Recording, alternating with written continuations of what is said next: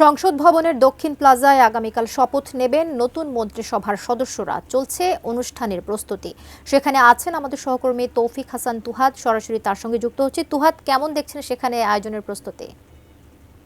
এই সংসদ ভবনের দক্ষিণ প্লাজায় হবে আগামীকাল সকাল 10টার দিকে হবে এমপিদের শপথ গ্রহণ এবং এরপর বিকেল 4টার দিকে শপথ করবেন প্রধানমন্ত্রী তারেক রহমান এবং মন্ত্রী সদস্যরা।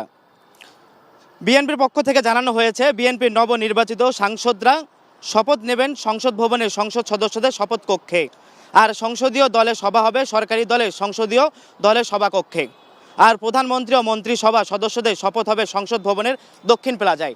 এখন পর্যন্ত দেখতে পাচ্ছেন যে এখানে যে আনুষ্ঠানিকতার যে পূর্ব প্রস্তুতি সেটা শুরু হয়েছে এবং প্রতিবার আমরা দেখে থাকি যে বঙ্গভবনে যে শপথ করা হয় সে এবার ভিন্নতা এসেছে। এই সংসদ ভবনের দক্ষিণ প্লাজায় তা শপথ করা হবে।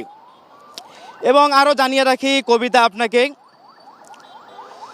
নিয়ম অনুযায়ী নবনির্বাচিত সংসদ সদস্যদের শপথ গ্রহণের পর সংখ্যাগরিষ্ঠতা অর্জনকারী দল বিএনপি সংসদীয় বোর্ডে সভা করবে।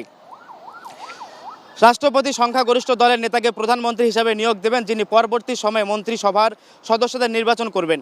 আমরা জানতে পেরেছি যে এই দক্ষিণ প্লাজায় আগামী মঙ্গলবার সেখানে উপস্থিত হবেন 1200 জন, যেখানে দেশ থেকে দেশের বাইরে ভারত, পাকিস্তান, ভুটান, নেপাল থেকেও আসবে অতিথিও।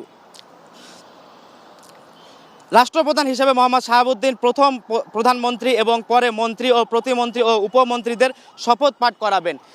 এখন পর্যন্ত এখানে দেখতে পাচ্ছেন যে পূর্ব প্রস্তুতি সেটি শুরু হয়েছে সেই সকাল থেকে এবং সিসি ক্যামেরার আওতাধীন আরও বাড়ানো হয়েছে। কোনো ধরনের যদি অরাজকতা বা বিশৃঙ্খলা না হয় সেজন্য এখানে সিসি ক্যামেরার ফুটেজ আরও বাড়ানো হয়েছে। এছাড়া যে লাইটিংয়ের দিকে আমরা দেখতে পেয়েছি, লাইটিংয়ের সৌন্দর্য আরও বাড়ানো হয়েছে।